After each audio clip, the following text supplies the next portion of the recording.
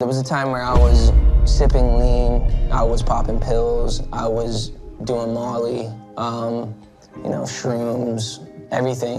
And it was just an escape for me. You have all these people around me just kind of hanging on, wanting stuff from me, knowing that like I was living this lifestyle that they also wanted to live, drinking, smoking. Justin Bieber is making a comeback, and honestly, it is quite the remission. I don't have legal guardianship of him, but for the next 48 hours, he's with me. So, and we gonna go full crazy. Yeah, so as soon as you turn 16, you know what I'm saying, I'm gonna let you rock this every time you come in LA. Yeah, it's gonna be yours. So every time you come in LA, it's a little dusty, but you know, come get the front shot of this.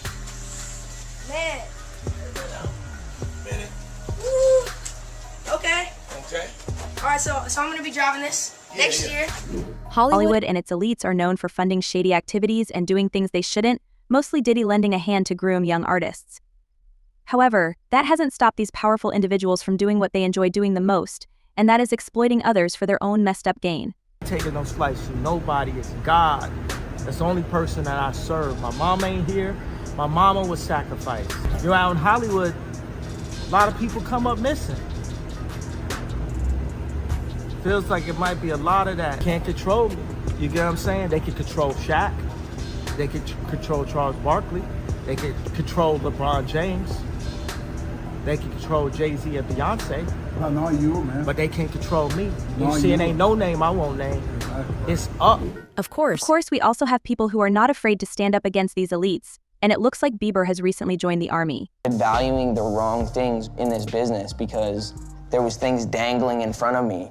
If I get this, I'll be happy. If I do this, I'll be happy. I never had that security in a family. I never had that consistency. I never had the reliability and the accountability and all these things that make you understand the way the world works. Here's everything you need to know. Consistency. I never had the reliability and the accountability and all these things that make you understand the way the world works. Here's everything you need to know. Nobody ever tells you that, like, when you get to the top, there's nothing there. There's nothing there. There's just more of that. If you want it, you know, I had ground and scraped and fought to make movies and to make the things that I wanted to make and to sell books and sell scripts. And I was doing all those things. And then I get there and I'm like a broken shell of myself with this relationship that threatened to sort of like truly like wreck my life. And I had done nothing to deserve that. And, I'm like, what is life? Like, I'm so backwards.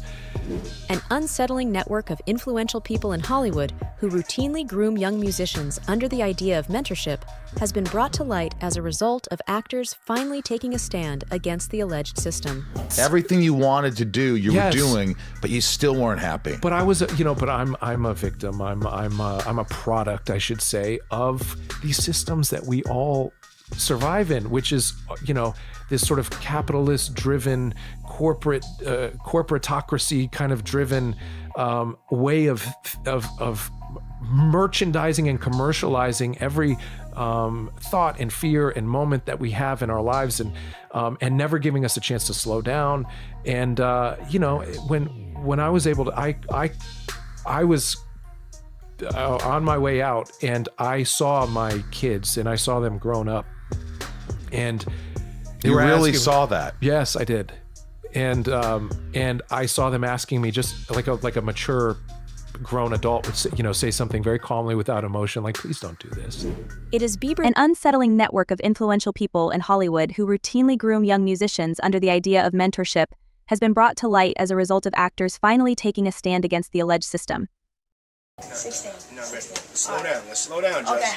Let's slow down, okay? One step at a time. But yeah, the keys is yours. When you get 16, you're good to go. I'm good to go. Yeah. All right. And then when you get 18, you get the house. You get the mansion. Okay. I get the mansion. Yeah. So where are we off to now? Where would you like to go? Wherever you want to go. Where are we going? So check this out, yo. Justin, you ever seen the movie 48 Hours? Right now, he's having 48 hours with Diddy, him and his boy. They're having the times of their lives, like where we hanging out and what we doing. we can't really disclose, but it's definitely a 15-year-old's dream. And it is Bieber's opinion that the industry is home to a dangerous culture in which influential personalities take advantage of and manipulate talented individuals who are fragile.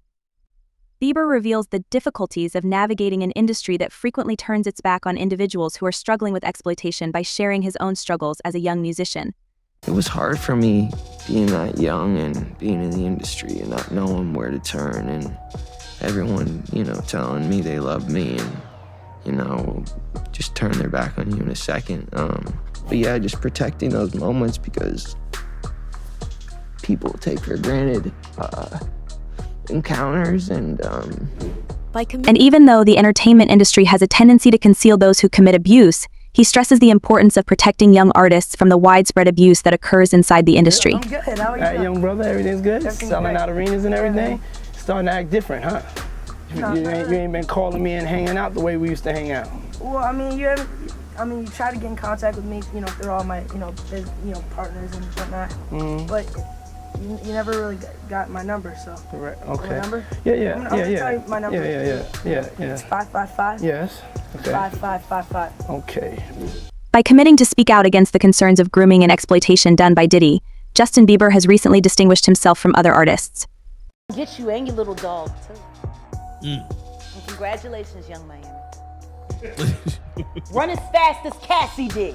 But when you think about Kim, I was thinking to myself the other day, Uptown Records started with 5 people. Andre Harrell,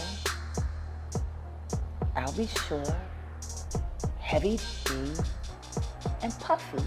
And Kim was the longest working employee because she was there from the very beginning. She was Andre's personal assistant. Kim's dead. Heavy D is dead. Andre Harrell is dead. The only 2 left are Puffy and Al almost died. Isn't that interesting? That is interesting. Heavy D was found dead, face down in the heart attack. Andre Harrell, heart attack. Kim died from pneumonia, but there's the first coroner's report that said that she died. It was ruled a homicide, and they found toxins in her body to prove that she had been poisoned. They have poisons that create heart attack and pneumonia-like symptoms. And then right after that, Al had a meeting, and I was gonna meet up with him because we were in Vegas, and then the next thing you know,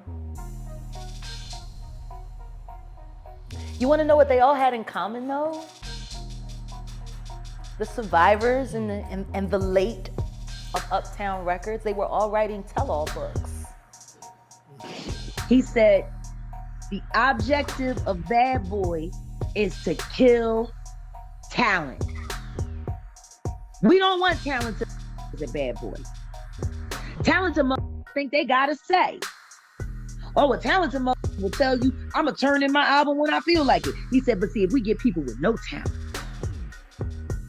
and then we make them look like stars, see, we have total control. Because without us, they can't be the shit. He said, that's how we're gonna run this label, and we're gonna run these motherfuckers into the ground, and I'm gonna make all of you rich. And that was his pep talk at the Kit Kat Club in 1996 to his interns, who are now mostly, executives at Bad Boy. Not only that. Meanwhile, Jaguar Wright has made bombshell disclosures, asserting that Clive Davis, Diddy's mentor, may have introduced him to the Illuminati through cryptic, mysterious activities that are only known to the elite of Hollywood. Take a look. He was doing shit to people that he never thought that it would come back at him. Now, if he never did anything to those girls, if those girls was lying, then he would have never settled out. It was a girl that came out, Cam, 2.5 years before Cassie came out, and went on a major platform and told him how he was kicking her, beating her, and made her get rid of 2 kids. A girl named Gina. came out on a major platform that he was dating, that she had texts from Cassie, and her and Cassie was texting each other back and forth, and Cassie was saying, I don't hate you, I know how he is, and they was talking about each other and talking to each other. She came out 2 years ago. So you tell me, Cam, why didn't nobody take her case? I don't, maybe they didn't believe, I mean, I could guess. I mean, maybe they didn't believe him because he's puffy. He got a lot of star power. He can fight back, you know. She had no lawyers or nobody that was interested in going through that battle, and that long drawn out court battle, that they had to file papers. They had to do that 2-3 years ago. 2-3 years down the road, she ain't coming up with a dime. Cassie had the lawyers and the people who put the money behind the lawyers to make sure that her case was clam tight. Not only that, but the emergence of Diddy has been accompanied by a multitude of allegations, including allegations of abuse of his ex-girlfriends, real sound clip trafficking young men, and murdering his friends. Yet he appears to be unaffected by these allegations. Strictly for the purposes of financial gain for those who have access to her estate, including Clive Davis. Including Clive Davis. Davis. This ain't a film to celebrate Whitney Houston. This is a film to, you know, pay the piper. He was the one trying to bring her back, though, at the time of prior to her death, right? Oh. He needed her back. Oh, yeah. He needed her back, but he needed her back and under his control. Currently, Wright claims that Clive Davis was a significant contributor to the fact that Diddy was protected from major investigations and charges brought against him, including Whitney Houston's murder. I cannot take anything away from where he has been extremely effective. Yes. He knows pop culture. Matter of fact, he probably knows pop culture better than he knows music. I never felt like he had a lot of talent in music. Is that fair for me to say? I mean, nobody really cares about him rapping. Right. I didn't know why he did that, but then again, why not do it? They're listening to all these other like artists that you're putting out. Why not be one too and get that extra check? Like if people are buying into your brand, why not take it all the way? I'm not hating on him for getting money. Me either. I'm just hating on the way he got it. And I'm hating on the overall effect of what it's done to not only the artist on his label, the artist that got shelved, the artist that got dropped, not only that, but what he did to culture. In her allegations, there is a strong correlation between Diddy's extensive connections, particularly with Clive Davis, and his seeming immunity, according to Wright's theory. People that hang out with certain groups of people, and you see them, they're in pictures, they're on the red carpet, they're around. But then things start popping off, you don't see those people. They're not in those pictures. They're not on the red carpet. They're nowhere around. So where the hell were they? They were at every other party. They're in every other picture. They're standing by you everywhere else except for when this person went missing or this person got shot. You know, the art of misdirection is a skill that most record executives use. So considering that the public has absolutely no idea what's happening behind the curtain or behind the velvet rope, it gives them a great advantage to paint whatever story they want to paint. In her allegations and Bieber's belief system, they suggest that Diddy may have paid a severe price for his wealth and position, which may have included providing services to high-ups and exploiting important male celebrities, among other things. Sex trafficking because he took her to different states and had her perform sex acts with different, you know, male prostitutes and different people, sometimes against her will. You know, we look at this and we say, well, that was his girl and she did it on her own. She didn't have to. Man, you can't say that. That was a 19-year-old girl that what they call now groomed. by an older man. And yes, she got some of the benefits of being with a billionaire, millionaire, and everything like that. But it's just certain things that he did to groom her and put her into that position that she wanted the career, she wanted to do the music, she wanted to be a performer and all this stuff like that. He held all that shit over her head, bro. And now that